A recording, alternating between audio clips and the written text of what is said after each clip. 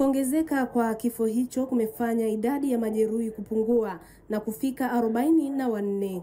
Chanzo cha ajali hiyo kimebainishwa kuwa ni uzembe wa dereva wa gari aina ya Scania yenye namba za usajili T406 CZS lililogonga gari aina ya Haiger basi lenye namba za usajili T523. Nilikuwa nimelala usingizi na kuja kushtuka tayari ajali imetokea. Nacheki watu wako juu yangu analia.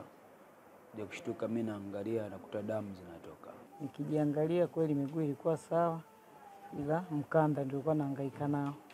Na yeye alikuwa anahangaika na mkanda wake kuufungua. Kwa hiyo imechukua muda mrefu kufungua ule mkanda na nilikuwa siti ya mwisho kabisa ile ya watu 5.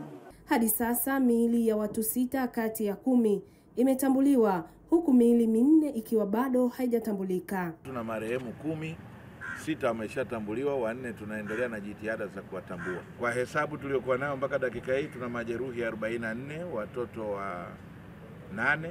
Katika hao watu wazima tuliokuwa nao 20 ni waume na 18 ni ke. Ndio katika hao 20 wanaume mmoja tumempoteza akiwa anapatiwa matibabu. Kuna watatu ambao hali zao zinahitaji kupewa rufaa, tumekwisha kuwapa rufaa kuelekea Muhimbili.